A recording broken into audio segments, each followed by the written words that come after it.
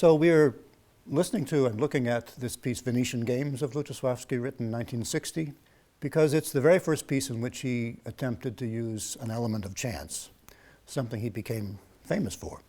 This technique, called in fancy terms limited aleatorism, just means a little degree of chance that somehow brings the music to life rhythmically.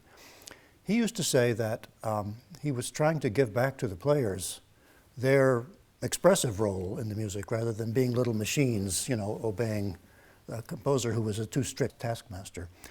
We begin this Venetian Games with a kind of forest of birds all singing at once, 7 woodwind players, but we have Principal Flute and Principal Clarinet here to sample what these might sound like if they were solo birds. So Sam, would you mind playing your first phrase? Immediately we see this, there's nothing random about this music at all. That's a melodic phrase, right? That's a motivic thing.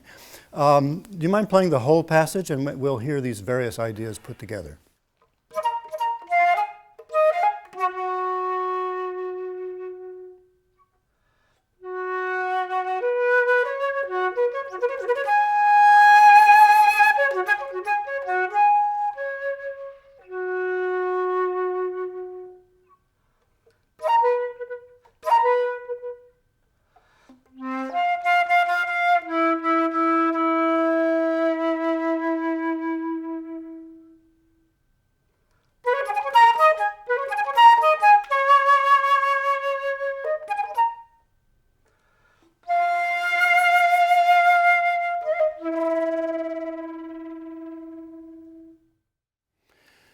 Thank you. You're not improvising at all, right? You're playing what's written. Exactly what's written.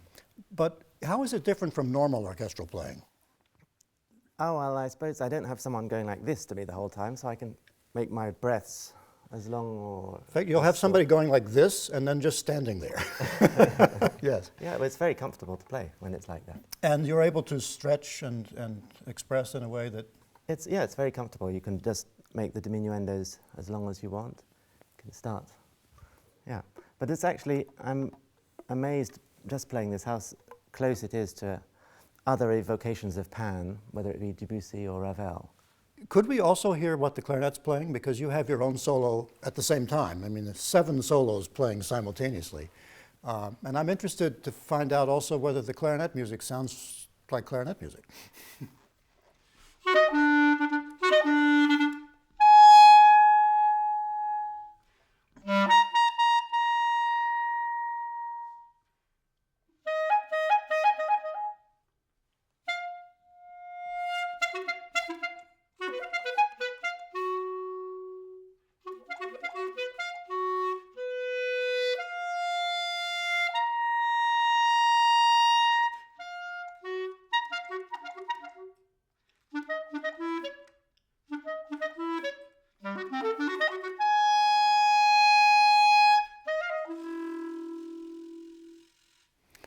I think one thing we just heard was that you share a number of motifs together. Ba-bum, ba-ba-ba-bop, you know, for example.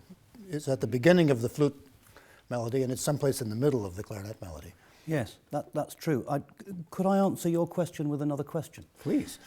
Which is, did you think, listening to those two, that the main difference between those 2 solos was what's written or how we play the instruments? I thought the main difference was in the characteristics of the instrument. Yeah, so I think that the way, certainly as far as the music I just played was concerned, I think it brings out just the right responses. It's beautifully written for the instrument.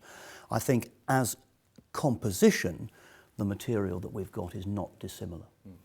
As composition, the material is the same, actually. There's someplace a chart, you know, where he worked out all these motifs and then assigned them to different instruments.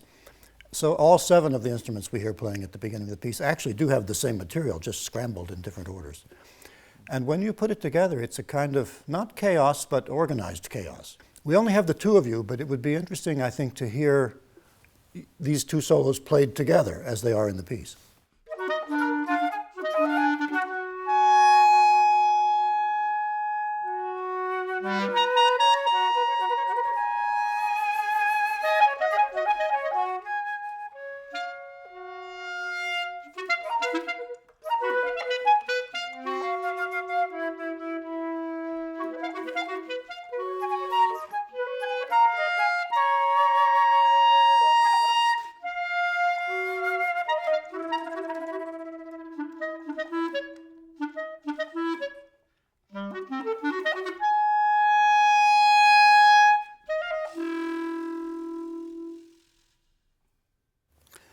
extremely interesting because we played it together when we tried it through in rehearsal. We finished exactly together. That time, playing in a very similar way, we finished several seconds apart, playing the same music. I also wonder whether, because we were being recorded just then, we were listening to each other more intently. And although it's written freely and we were playing soloistically, we were playing it rather like chamber music. So I might listen for the right moment to start a phrase after you've...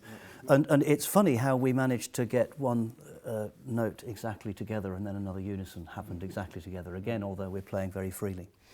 I'm interested, from the orchestral player's point of view, in whether playing a piece like this or the passages in the Fourth Symphony or other, piano concerto also has this kind of thing, what sort of an adjustment it is, how unusual it seems to suddenly be playing in this different way in an orchestra. I think that in the Fourth Symphony, where the passages are rather freely played or rather look freely played on the page, they're not actually as free as they might appear, because very often not only are they dictated by the conductor, but the speed that we have to play is written also. So for some of that piece, we actually find ourselves writing it out in the part conventionally. Really? So, for example, I've written in my part certain bar lines, 3/8, 4/4, 3/8, because actually that's what the music does. Although the pacing of it is very much for Esa-Pekka to decide. In this kind of music, we're like a texture, we're like a colour. So we, as you said, we can start, we can go back to the beginning again, and we're often cut off. Wait, but hang on, I haven't finished my phrase yet. And it's not actually about where it finishes, it's about a texture with a lot of other people. Although that's not unknown in the traditional repertoire. I mean, we were just talking about Daphnis and Chloe before we turned on the camera. Yeah. And of course you have to play the notes that are written, but it's in order to make a texture at the beginning of the famous second suite also. But as orchestral musicians, we spend our whole lives trying to stay together. And so I wonder if it isn't at first an adjustment, for orchestral musicians to stay apart. And especially for the strings who travel in herds, and never have had the experience practically to act like soloists, unlike wind players. Yeah, I think you're absolutely right, because when we generally play not together, we're very uncomfortable. That's what we spend our lives trying to do. And so the immediate reaction was, when you're not playing together, is that this isn't music. So I think the initial reaction is very destabilizing, and it takes a little time to get used to it's okay that things are not together and that we're going to start and finish, and it's still serious music. Sam, you were talking earlier on about how certain phrases in this music might be reminiscent of music by other composers, partly because of the kind of flute writing. Can you find an example or two of that? Well, I've actually been just re-studying some Boulez pieces, which I have to play later on, and it reminded me very much of the kind of bird-like motifs. Messiaen music again is very much these kind of things. Boulez, I've been playing Explosion Fixe, and it's these kind of very, very fast, nervous, bird-like qualities, and it's exactly what we find. I think that's so. And this, for example, in my part, you could imagine Messiaen writing that with some of his bird calls. But I certainly had the impression when we played together that it didn't sound like any of those composers who we were just talking about. Could we just do the first few phrases again together?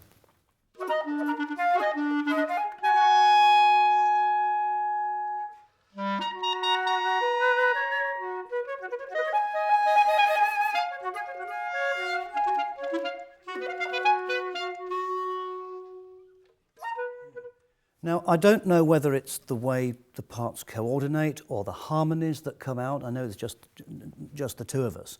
But that seemed to me to sound like Lutosławski, not anybody else. I mean, Steve, why is that? It is partly the harmony. I mean, there's secretly behind this music, there's a chord that it doesn't change, and you and your parts are essentially arpeggiating this chord. And so the notes sound like the right notes, and that's how it's done.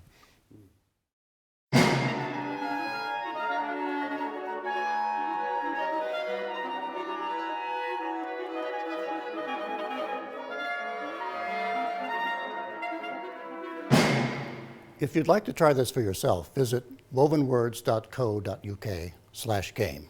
There we've set up a Lutosławski-style composing problem that you can solve for yourself.